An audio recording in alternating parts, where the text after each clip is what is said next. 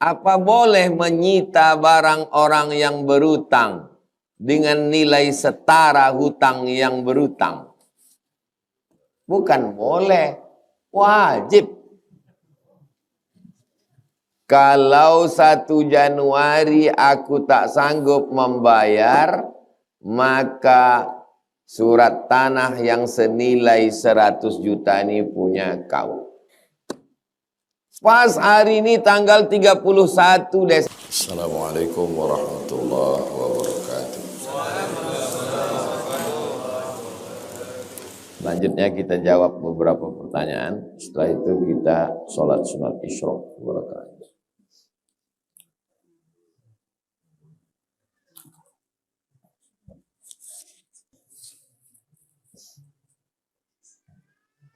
Kami dulu memilih mengangkat anak bayi baru lahir.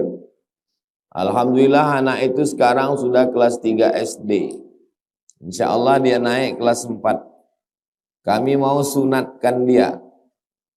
Ibu kandungnya tak Islam. Tapi ketika umur 1 hari kami sudah azankan dia. Pertanyaan saya, bagaimana Islamnya anak yang diambil dari bayi? Anak yang diambil dari bayi, hidup sama kita, belajar sholat sama kita, maka dia Islam. Sama macam anak bayi yang besar, maka tidak ada riwayat Abdullah bin Abbas syahadat ulang, tak ada. Tidak ada sahabat Nabi yang periode kedua yang ayahnya Islam.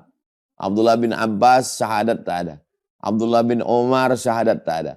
Abdullah bin Amr bin As syahadat tak ada. Kenapa?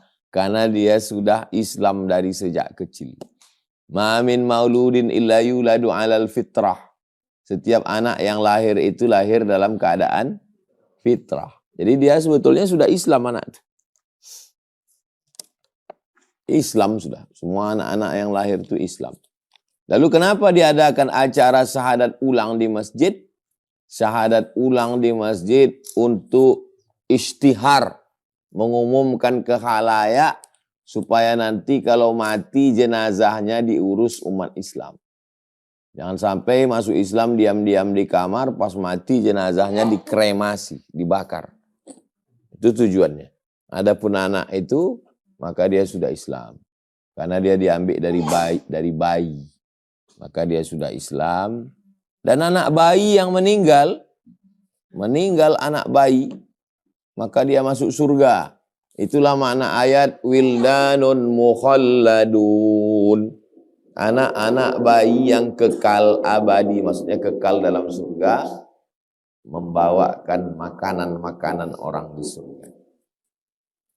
Kalau masuk Islam maknya, ayahnya, maka dia akan berjumpa di akhirat.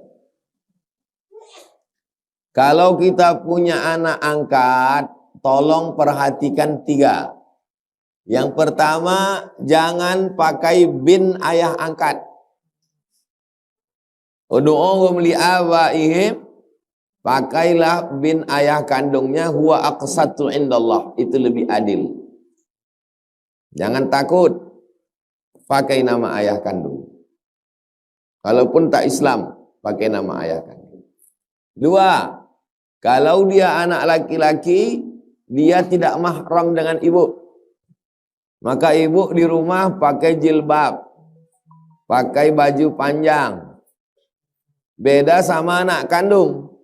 Rambut ibu boleh nampak, leher ibu boleh nampak, lengan ibu boleh nampak, betis ibu boleh nampak. Tapi kalau sama anak angkat, dia ajnabi orang lain.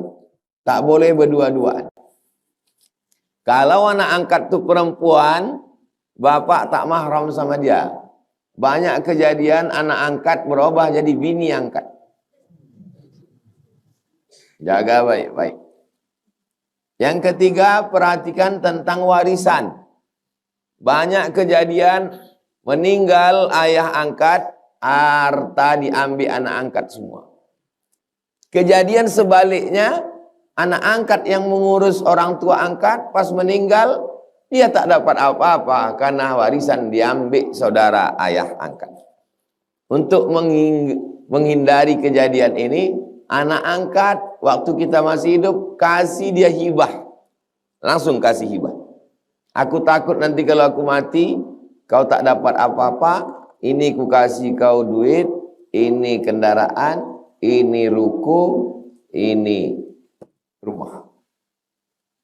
Jadi kalau kita mati, harta warisan kita dibagi tetap ke ahli waris. Supaya kita tak zalim sama dia. Dia yang menjaga kita, dia yang menyuap kita, dia yang memandikan kita. Pas kita mati, dia tak dapat apa-apa. Atau sebaliknya, saking kan sayangnya kita ke dia, diambilnya semua, saudara kita pula tak dapat. Nah, jadi hati-hati tentang anak angkat. Prinsipnya punya anak angkat baik. Saya punya mak angkat, ayah angkat. Lama saya tinggal.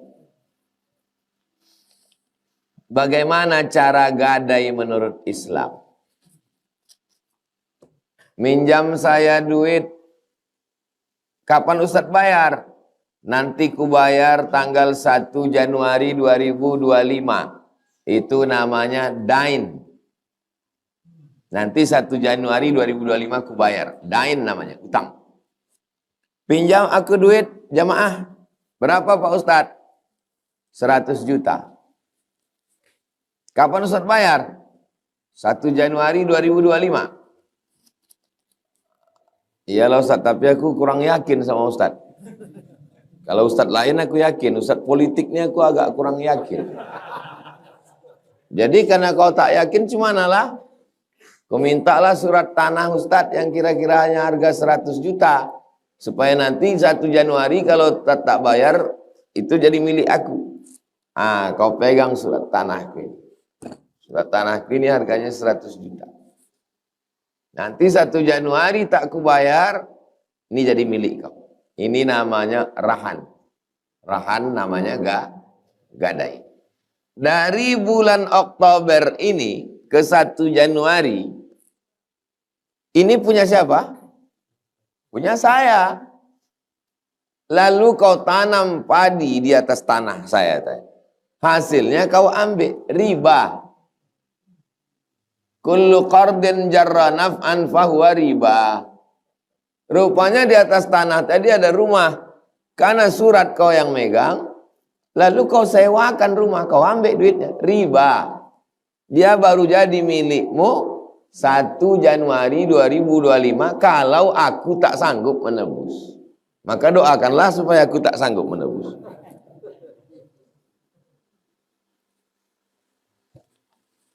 Gadai. Sekarang banyak gadai, tapi diambilnya manfaat. Akhirnya yang kaya makin kaya, yang miskin makin miskin. Kata Bang Haji, terlalu. Apa boleh menyita barang orang yang berutang dengan nilai setara hutang yang berutang? Bukan boleh, wajib. Kalau 1 Januari aku tak sanggup membayar, maka surat tanah yang senilai 100 juta ini punya kau. Pas hari ini tanggal 31 Desember. Kapan berubah tanggal 1 Januari? Bolos. Jantung saya begini, jantung antum pun begini. Saya takut kehilangan rumah, antum siap-siap dapat tanah dan rumah. Pas jam 11.30 saya telepon. Sudah aku transfer, batal. Jam 12:01, la salam wala kalam, berpindah hak miliknya antum. Tanggal 1 Januari, antum pergi ke BPN, berpindah surat nama. Bisa apa tak bisa? Tak bisa, karena tanggal 1 tanggal merah. Nah, buka kantor BPN.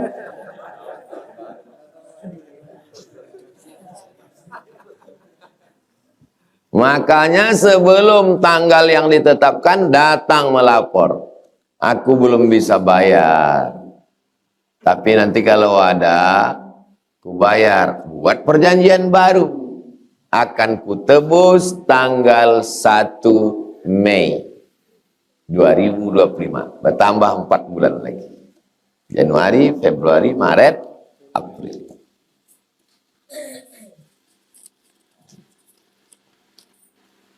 Bagaimana nasib anak sebelum baligh meninggal? Rufi'al qalam an salasatin. Ada 3 orang yang diangkat pena, tak mencatat. Kita hari ini tercatat. Bangun pagi, catat. Mandi, catat.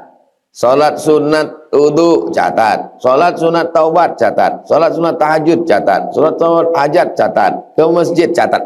Tapi ada orang yang penanya tak mencatat. Rufi'al qalam. Siapa dia? Anis sabiyyi hatta yahtalim. Anak kecil sampai akil baligh. Anak kecil tak berdosa.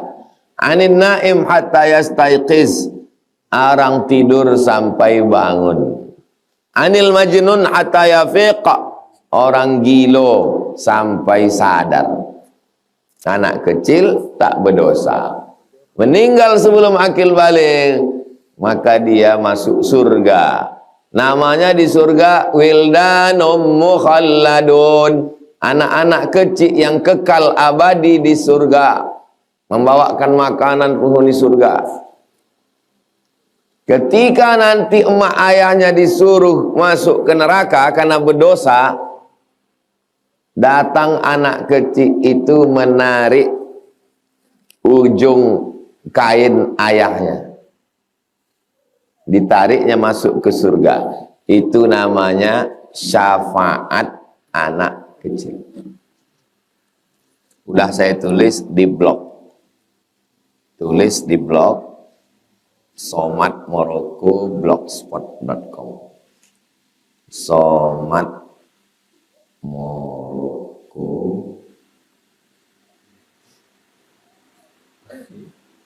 spasi syafaat anak kecil. Saya tulis ini pada tanggal 6 Mei 2012. 12 tahun yang lalu. Catatan tausiah Buya BA. Buya ini ceramah. Kata dia, nggak ada tuh anak-anak kecil bisa ngasih syafaat. Bohong itu. Kalau saya bantah dia di situ, malu dia. Saya tetap menjaga harga diri dia. Pulang dari acara kenduri itu, saya tulis ini, saya share ke tuan rumah. Itu yang diceramahkannya tadi itu salah tuh, saya bilang. Tolong kirim ke dia, saya bilang. Biar jangan dia salah terus. Nanti di mana-mana, siapa BA nih? Saya pun tak ingat lagi siapa BA. Banyak anak mungkin. Kata dia, ini ada beberapa yang saya luruskan. Kata dia, Nabi menangis ketika cucunya meninggal.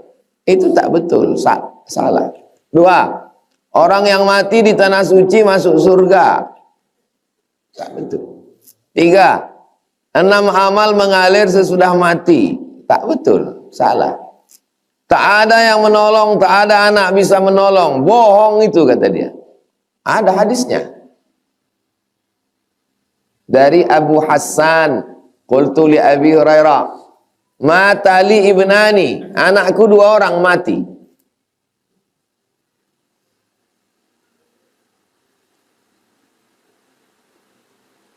Maka itu menyebabkan engkau masuk surga. Hadis 1, hadis 2, hadis 3, hadis 4, 4 hadis yang mengatakan bahwa orang yang kematian anak kecil, udah di-share dulu. 4 hadis. Itu namanya syafaat anak kecil. Kata dia, tak ada itu kirim-kiriman amal. Banyak kali salah Ustaz nih. Jadi menyalah-nyalahkan orang ini memang orang dari dulu. Oh, di komen banyak juga komen orang.